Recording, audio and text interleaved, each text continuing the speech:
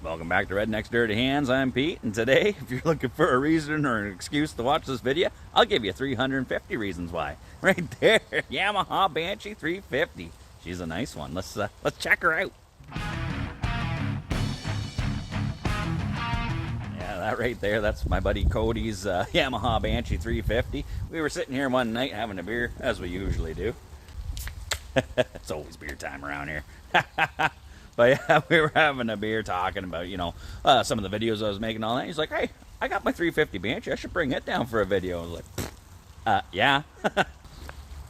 Like, that's some of the best news I've heard since Shania Twain's come back to her. So bring her on down. I've never personally had or, spent much time with these Banshees, but everybody that's had one knows these things are wild, 350cc, twin, two-stroke. These things rev out, they sound awesome. Yamaha, name these things right, the Banshee. They wail louder than your crazy ex-girlfriend. What's that, honey? I can't hear ya. Yeah, don't mind listening to that. And I mean, you can't get over how good these things sound. They're wild machines. And I mean, Yamaha's famous for, they've nailed something good, they stick with it forever. Like, these things are the same, basically, from like 1987. I think they made them from 87 all the way up to 2012 in Australia. In the US, I think you could only get them up to 2006. And then here in Canada, I think 2008. But I mean, they're basically identical the whole run. I think Yamaha was always like, hey, if it ain't broke, don't fix it. The same with their sleds. Like, even when they came out with the Sidewinders there, 2017, they haven't changed up until this day. But I just got word, one of my subscribers sent me a message there saying that there's a notice out that Yamaha's getting out of the biz in like 2025. So that'll suck. But yeah, I got your mama up on the shelf there. We call that the trophy shelf. Sitting high and proud. I told Billy I ain't taking it down until he hits 140 with his. Until then, your mama's top shelf, baby. Number one. Figure that give Billy a little bit of motivation to get the motor apart on his, get it fixed up, and then hopefully when the snow flies, we'll get that one over 140. Maybe. It'll suck if Yamaha gets out of the sled business there, but I mean, they've always done great jobs with their engines. I mean, all the way from back in the day, these twin 350s, just screaming demons. Hopefully they keep the turbo motors in the Arctic Cat sleds, because we love those 998 turbos. They are weapons. But anywho, back to this fella here. So back to Cody's Banshee here. I mean, it's a clean rig. It's got the nice twin series pipes here. What are these? The Gold Series FMFs. I mean, I don't know why they call it the Gold Series. I mean, these are obviously shiny chrome. I mean, I think it'd look way better if they were gold and match the kind of color scheme he's got going on. Nice yellow diamond stitch seat on there. He's got the Pro Taper. Good theme going with the yellow and the black and all that. I'm not too keen on the whatever green that is thrown in here as a splash, but I mean, that ain't mine, so that don't matter as long as he likes it. Aftermarket cool head. What's he else he got on here? He's got some goodies. The V-Force 4 reads on there, This thing's should be a bit of a weapon, but he was saying there he thinks the clutch is slipping on this thing. And the guy that before him there, has a twist throttle on there. But I mean, you want to hold her open, she sticks. Yeah, that's probably not the safest thing in the world. That'll end your day quicker than a shirt in your pants if it stays wide open. You're going through a corner. So Cody's got the original thumb throttle and cables and everything. He wants me to swap that out. So I don't know. I mean, some people love the twist grips on there. Call them those are the Timmy throttles. Timmy. So we'll swap that out for him. And then thinks the clutch is slipping. Look at this. It's got like a porthole in a ship in there. You can see right in there. That's kind of cool. So ordered up a brand new clutch for it. We're going to swap it out. Yeah, might have to do something with the look of this thing. The plain black and doesn't look too bad, but I think we can spruce that up too. So I mean, yeah, we'll get her in the shop and we'll swap the clutch, switch the throttle out, and before we do all that, I mean, it only makes sense to take it for a bit of a test trip. So yeah, let's go.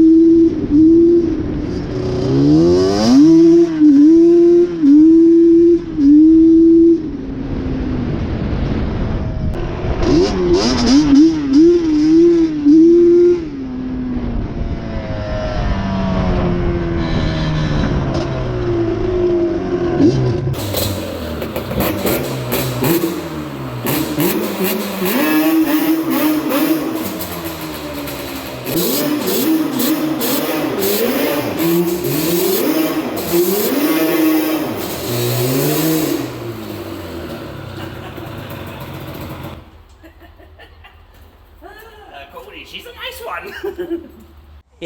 I'd say she works pretty good. On a side bonus, if I got pulled over by the cops, I'd just offer them some donuts. But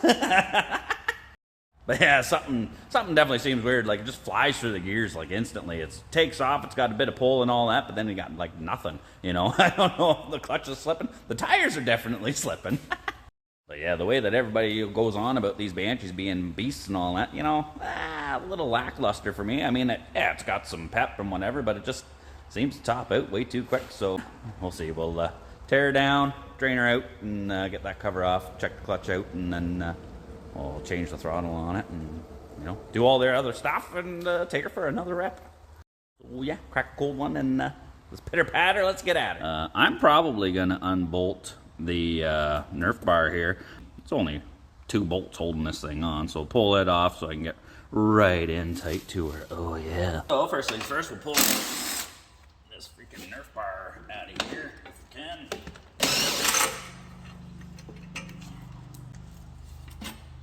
Oh, that's probably gonna be the easiest part of the entire job right there, buddy.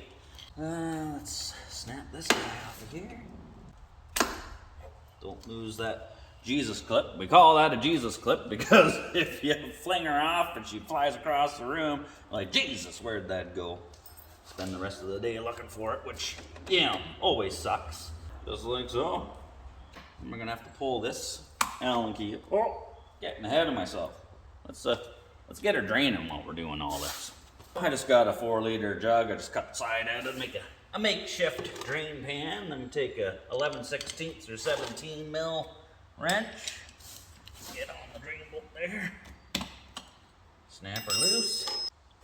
There we go. Oh, she's a little dirty. Let that drain. Find a freaking rag. Okay, so that's all draining out. I got a 6 mil Allen key here. Get in there. Bust that sucker loose. Just like so, and then just take note where it sits normally. I mean, I can just get a fingertip in there. Ooh, reminds me of something. So, slide that off of there. That way we know when we put it back together, if you can just get the tip in, you're gonna have a good time. Oh, there you go. We got a water outlet there. So, I'm assuming we're going to have to drain the coolant too. Nice one. Got another little makeshift drain pan here. Put that clamp off of there. Where's the rad cap on this thing? So apparently the rad cap's hiding up underneath this front plastic here. So what do we got? Oh, we got little push pins here. Little plastic rivets. Come on, get out of there. Well, you gotta make everything plastic these days. There's that one. There's that one. And that should pull right out of there. Oh, pretty. Then we can release the pressure off of here. Oh, she's right full. Nice one. Back down here, I got the clamp off of this guy. We're gonna be losing some coolant here. I got these hose pinchers here. I got these off Snap-on guy. These are Blue Point ones. They work out mint. You just clamp them onto the hose. Slide the little tab down. So it'll keep the coolant from draining out of the hose anyway. Just like so. Okie dokie. I think we're good to start cracking all these guys loose.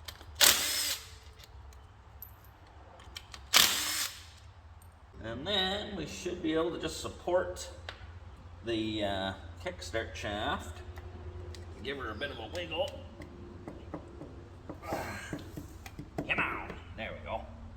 This has a brand new gasket in here, so I think this I think Cody was saying like this is a fairly fresh rebuild on here too. Come on. There we go. Fairly clean looking up in here. So far, so good. Alright, that there is the clutch basket. Looks like this might have an upgraded one on there. I'm gonna pull the Kickstarter assembly off here. You just pull that whole assembly out. This guy just slides back and forth. It's got a pin on the backside there that grooves into the case there, and then this spring clips up onto there. So we'll just set that off to the side. What do we want to do here? Let's just check and make sure that everything's kind of okay in here. No chunks of nothing. Everything looks okay, so let's pull these guys over here. Just do a crisscross pattern, and we should be able to pull this pressure plate off. There's that guy. That's your adjuster there for your clutch. Check this guy. This seems fairly smooth. And then we've got a bit of gouging up in here. Oh, what's going on here? Like somebody's been up in here. There's a steel washer that locks. You put this nut on, and then it's got a tab you bend over, and the tab is not bent over. And there's a freaking gouge up in here. So, yeah, we'll have to look into that. But we can pull all our clutch plates off and everything. Let's have a look. Yeah, it does not look like that steel washer. The tab's bent over. So let's pull her off and have a look here. This nut should be a 32 mil. Okay, normally, I mean, if we're just swapping out the clutch discs and plates or whatever, wouldn't really have to take any of this other stuff apart. But I mean, because that washer doesn't have the tab folded over, I want to pull this out and just inspect, you know, to see what's going on. Now, to get this off, that's a 32 mil nut. It's fairly tight. It's not like crazy tight, but it's fairly tight on there. You got to hold this hub because that just freewheels. Obviously, that's the point of the clutch. You know, one is linked to the shaft in here, and then you got this linked to the outer. You got to be able to hold this. You don't want to sit there and put a screwdriver or nothing across here because you'll snap. These are just thin aluminum standoff, so they'll snap right off. So you got to be able to hold this basket. There is a special tool, clutch holder tool. I don't own it, so I just took a pair of my channel locks, drilled and tapped 2 holes in there, threaded some 1/4-inch bolts, and then put some rubber vacuum hose over top so it doesn't mar up this guy. And then that way should be able to go opposite sides here. Grab it in a groove there, grab it in a groove here, clamp her down with the old forearm there, and then we're taking this ride together. I have no idea if this is going to work, but fingers crossed.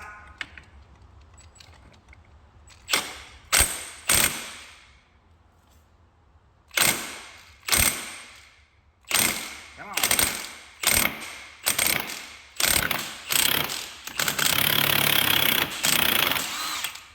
Well, would you look at that?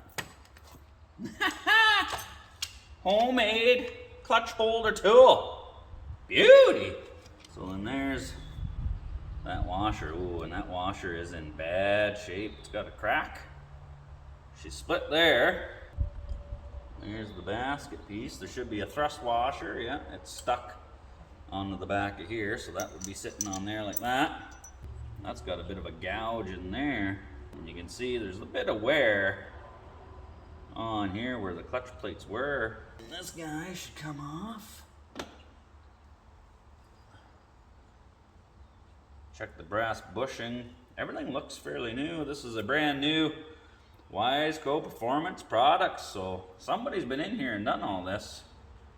There's a little bit of play in this basket, but that's all normal stuff there.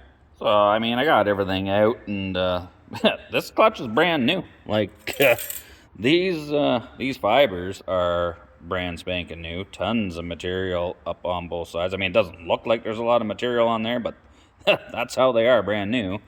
The steels, you know, they got the Bit of an oddball shape, the way they cut in like that, and they got a little tit on the outside there. It looks like a nipple, but whatever. They're all in great shape. One thing I did, well, a couple things. There's the basket. I mean, there is some grooving you can see from the steels grabbing in on there. I can feel a bit of the ridging on there. It's not crazy bad, but this here, that's the steel washer. It slips down into there, and then you bend this tab over on the nut.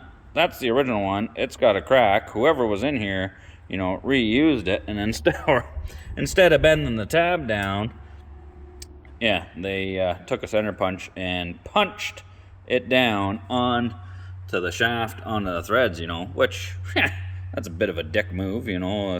Why would you risk buggering up the threads on there, like pulling it off? It was tight coming all the way off. I could feel it. It was carving the threads there, and you can see there's a nick in there. I mean, like, why would you do that? Just bend the tab over on that. There's a weird mark on the back side of there going all the way up to the outer teeth. There's a squiggly mark on there. I don't know if something has come loose and wandered around in here, but it's a good thing we took it all apart, because the alignment pin here for the shifter, that sucker's loose.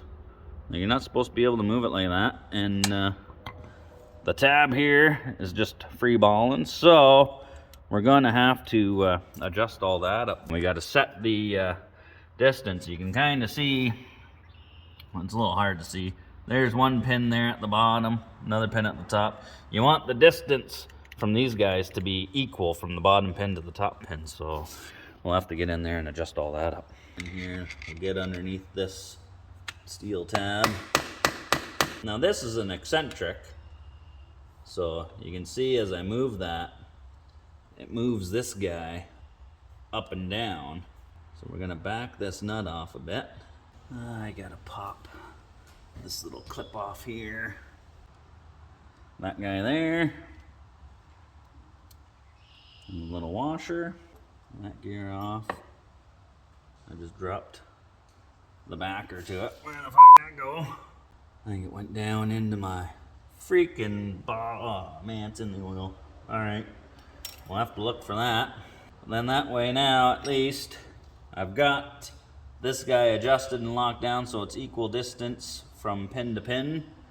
So then, 17 mil on there. Cinch that lock nut down. Bend that tab down a little bit. Just like so. And that way, that should be nice and tight. No backy offy. Well, we got it all apart. I've got the aftermarket billet clutch basket here, and I wanted to check it. It's got that little bit of play there, and I know there's rubber bushings up under this plate, so some guys say that there's supposed to be some play in there. I don't know. This stuff's all brand new, so why is there play? So let's just check it and see if it is brand new. So you got this plate here, sits on top, and then you got your rubber pucks in here, and like, oh yeah, see, like they are brand new. Like, these are even wise cool pucks, but they're sloppy in there. Like, you would think that that would be super tight, no play, but I mean, this is brand new, so I guess that's, you're supposed to have that little bit of play in there. And then there's a little Belleville, like a concaved washer up in here that sits down in the middle, and your plate goes back on top. Bolt her down. So I guess we'll just carry on with this, because that's Wiseco, brand new. Okay. So I mean, somebody did put a whole bunch of new parts in here. You know, did find some questionable stuff in there. You know, the loose shifter pin, the mangled nut, the lock washer there. Like, you're gonna go to this much trouble, put a billet aluminum basket in there. You're not gonna put a new lock washer for the main nut. Like, come on, forget about it. But speaking of repairs, we got D-Ron in here working on his Honda from the last video there. The carburetor decided to pack its bags and head south, and didn't want to start no more. Went out to Amazon. Well, it didn't go anywhere. Comfort of his home, just twiddling his thumbs on the screen there. Brand new carburetor for that, $70. Like, you can't even buy a case of beer in a dirty magazine these days for that kind of money. When we were doing the Father's Day mud bog there, and D-Ron was checking the depth. Got some dirt in it. What kind of Good old Honda, eh? Oops. Maybe we should put a snorkel on it. And Darren, being the stand-up fella that he is, he went down to Blackstock Motorsports, picked me up a brand new lock washer for that clutch basket, the nut there, because, you know, that's what you should do. You know, put a new part on it when one's cracked and broken and mangled. And I mean, we got it all apart. You know, I did order a new clutch kit for this thing. I mean, we got the new clutch, might as well throw the new clutch discs and everything in there. And if you're gonna throw a set of clutches in there, you get 2 separate packages. You get the fibers in one package and then the steels in another package. What you wanna do is take all those fibers out and soak them in oil overnight. You know, let all that fiber stuff absorb the oil. You know, if you just put them in dry, you're gonna burn out. Here I got yet another makeshift drain pan with the top cut out of there. I've got these guys, they've been sitting in there overnight, soaking up all that good stuff. I'm using the Chrysler ATF Plus 4. That stuff there, it's full synthetic. That's what Dodge uses in all their automatic transmissions and their manual transmissions and the transfer cases. So I know a lot of fellas say, you know, oh, use the 80 weights gear saver or the 1040 ATV oil or whatever, but I mean, hey, I'm sure I'm going to catch some crap in the comment section about using the ATF Plus 4, but I mean, everybody's got their own opinions. Opinions are like potholes. Everybody's got one, right? But common sense, man. I mean, Dodge uses that ATF Plus 4. It's a full synthetic. It's got the friction properties for the clutches. They use them in their automatic transmissions, the manual transmissions, and the transfer cases. I mean, these things, you know, they're like 8,000, 10,000 pounds. Iron Equipment runs all these trucks, and it's got the ATF Plus 4 on those, and those things loaded up with tools, compressors, and everything are like 15,000 pounds rolling down the road. 325 horsepower, 610 foot-pounds of torque, you know, holding up with that kind of oil in there. Seems like a no-brainer to me. That itty-bitty baby, there's 34 horsepower, and, you know, I'd be lying if it weighed over 400 pounds. So, yeah. ATF Plus 4 will do just fine in there. So let's slap it back together. Thrust washer. Just gonna put a little bit of oil up on there. So slip that fella in. Nice. And then we got the new lock washer that, thanks to D-Ron, picked it up at Blackstock Motorsports there for us. Slip that fella on. It's got the little tab locks into the basket there to key it. Then I'm just going to use my fancy homemade clutch holder tool. We'll lock that hub.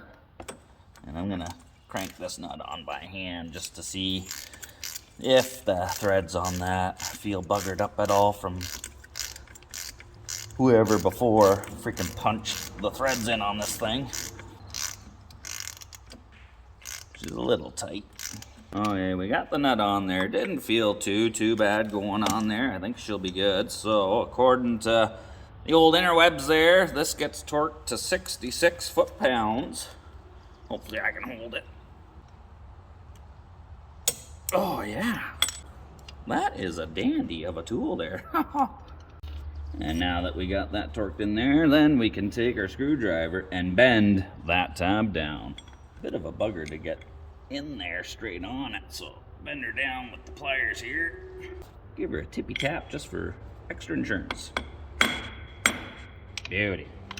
And then we can start throwing our plates in there. We got the frictions and then the steels, so basically you just gotta kind of alternate them.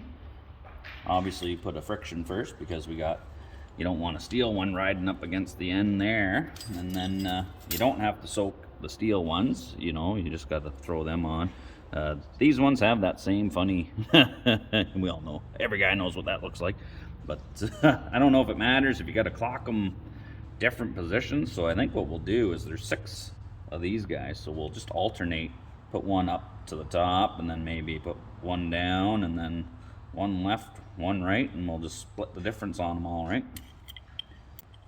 Put that fella straight up. Put another friction. And this one will go straight down. Not sure if it makes a difference doing it this way or not, but that's how we're gonna do it today. And then we just keep repeating the process. And then we will be good to go to put the pressure plate on, and then same thing. There's a few things with this. The 12 mil nut on there, you crack that loose, and then as you thread this guy in and out, that's what adjusts your clutch there. So we're gonna back it out and put it on, and then you've got 3 arrows on the face of this guy, and then on this basket somewhere right here. So there's an indent here with a little arrow in it. You want to line one of these arrows up with that. That way this pressure plate locks all the way in and goes tight to that. If you don't do that, because this guy here has these grooves cut into it. If you don't get it lined up, these grooves won't slide in. They'll bottom out on here and it won't go in all the way. So you want to make sure you do that. Just like so. The pressure plate's on and seated all the way in. We can throw all our springs in. Now, these are the springs from the new clutch kit I got, and these are the springs that were in it. And that clutch kit that he had was new, and those springs are shorter. These new springs are longer, which to me, I would say would equal the extra clamping force. And these ones here, like, I can squeeze them fairly easy. These ones, oh, they are the way I like it. They're tight. I think we are going to see some definite extra clamping force off of these guys here. We got them all started there, and when you put these bolts into the socket, they kind of drop down kind of far. So I just drop a little something, either a spare nut or that's a tip off my rivet gun. Throw that in there just so it holds the bolt out as far as you can. Then you push her in, get her started. Just get a few threads caught. And then you can see these are all started, but they're not clamped down. And you can see how that is freewheeling. So once we crank these all tight, that's going to clamp this pressure plate on there, and we should not be able to turn that anymore. Let's just give them a crisscross zigzag with the DeWalt. We don't want to go crazy with these, but we just want to seat them. And then just give them a little scooch more. Just like so, or tickety-boo. And now that, oh, she's locked tight. Nice one.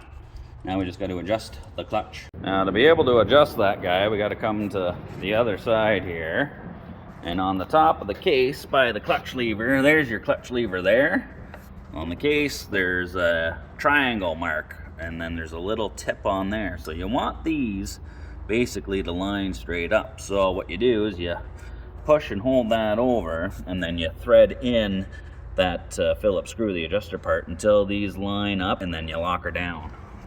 D-Ron's my cameraman. So basically what we're doing is I'm gonna put some pressure on here, and then I'm threading that Phillips screw in, and that's a bit of a pain in the butt because somebody stripped out the head of this Phillips screw, which I don't understand how, but you don't have to put any serious force on these things, but I'm gonna crank that a little more, right about there. So then as you can see, those marks there are lined up. I'm pushing over on it. Can't get any more. If we pull the clutch lever there, oh, she's tight. Everything should be good. Let's lock her down.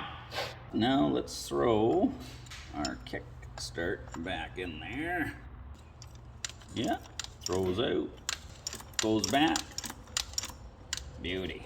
So we're basically ready to bolt this cover on. Here's all the bolts for the cover. There's, what we got, 1, 2, 3, 4, 5, 6, 7, 8, 9 bolts. 8 are all the same length, and then we got one longer one. I guess should have paid more attention when I pulled this apart. So now we got to figure out where this long one goes. Okay, mystery solved. The long one's going to this back port here where the dowel pin is, because the threads start way back here, whereas all the other ones, the threads start flush with the case. So that's where that extra long one goes. Get these fingerprints all over this thing, Jesus. All these bolts started. Just coming together like a good thing.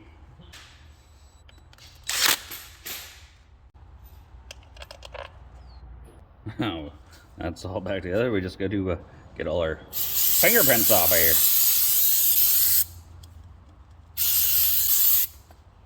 That's better. We gotta flip the kickstart back on there. Remember, just the tip.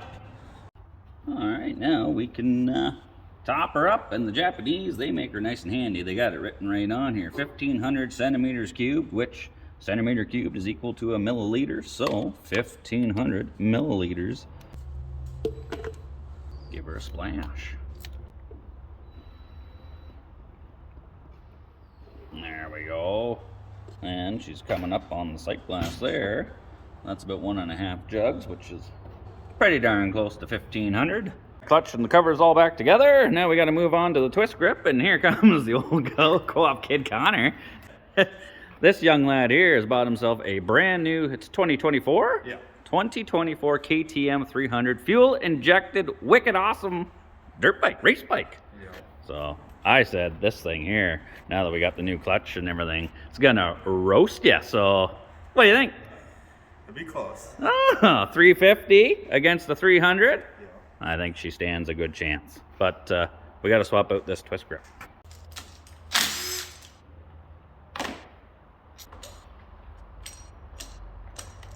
We just got to spin these carburetor caps off. Oh, come on.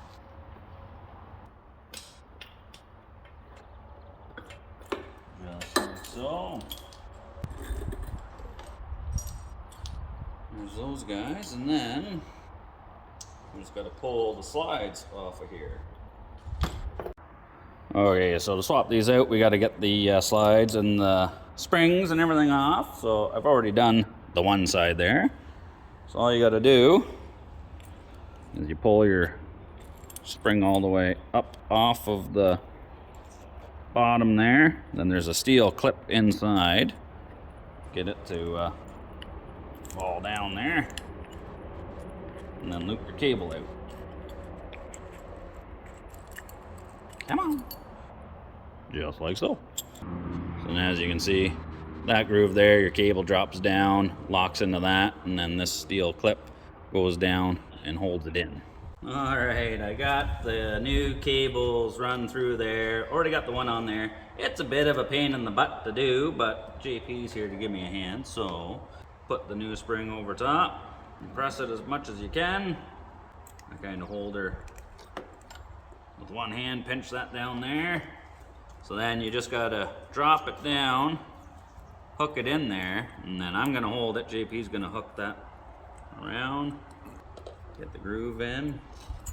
Then you let go of the spring. Spring holds it down in there. Tickety-boo. We got our needles on there. Connor came back, donated a, it's not the not the greatest grip, but it's a grip for now. We got the thumb throttle on there for Cody. You know, I don't know, I was kind of getting used to the twist grip, but Cody doesn't want the twist grip. He wants the thumb throttle. So Connor, in the meantime, starting to pick some of these stickers off. We're gonna give her a washing, and then we're gonna update the look of that.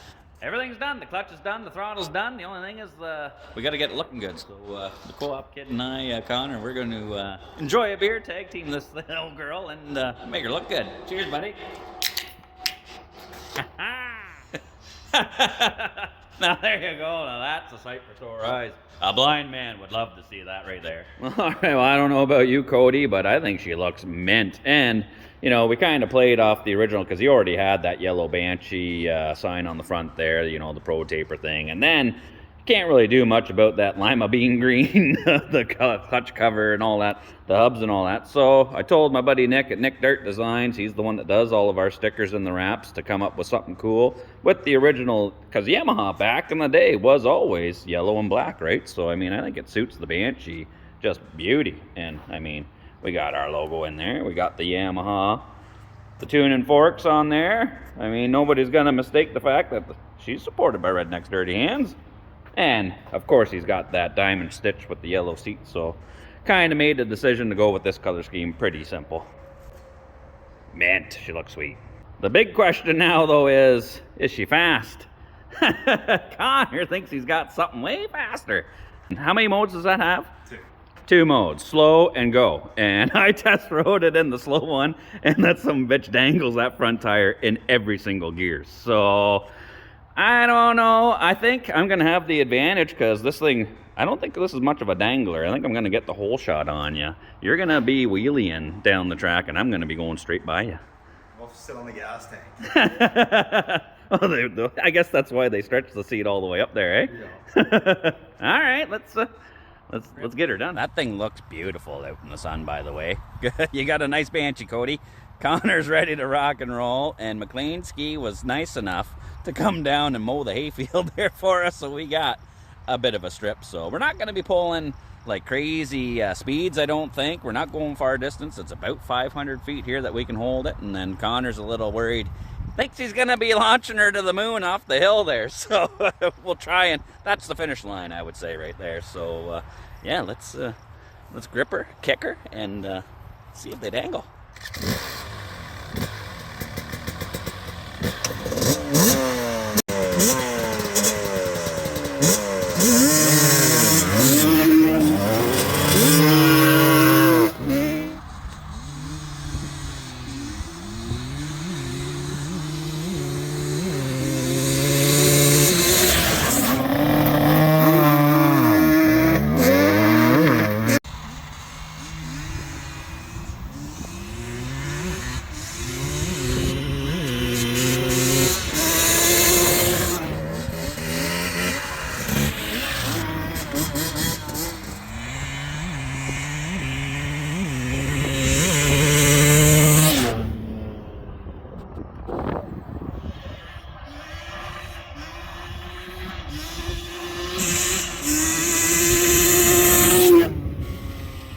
Well, I mean, proof is in the pudding. You know, we did some heads-up racing there. That bike there at Connor's is pretty quick. It is faster than the Banshee, but I mean, you know, it's give or take. That's 57 horsepower, brand new 2024 300 fuel-injected race bike, you know. I don't know exactly what year this is. I forgot to ask Cody, but I mean, you know, 1987 to 2008 or whatever, they're all identical. 34 horsepower stock. This one does have some goodies on there. So, I mean, the pipes, the reeds, stuff like that. So, I mean, if you say it's got an extra 10, it's still lower than that. Maybe 45 horse to 57 horse, you know. 380 pounds versus 230 pounds. The Banshee holds her own, man. And it does dangle. So, as always, you know, thanks for tuning in. I hope you enjoyed this video. You know, throwback to old Banshee, you know, setting up a clutch in there, fixing a few things, putting one of our wraps. Thanks, Nick. Dirt Designs, he did a great job on this one. I showed it to Cody. He says he loves her, so, you know, hats off to that. Thanks to Connor for entertaining me, thinking, you know, I was dreaming I could beat him. I think if we put bigger tires on the back, I think I got them, but for now, we'll leave it the way it is. And just want to give a shout out to everybody that's been out on the website buying some of the stickers and whatnot. You know, I really appreciate that. You know, if you haven't seen it, go to rednecks-dirtyhands.com and check out. We got some stickers and we got some hats on there too. So as always, thanks for tuning in. You know, if you like the video, hit the like button, share it, leave a comment, and as always, take her easy. Cheers.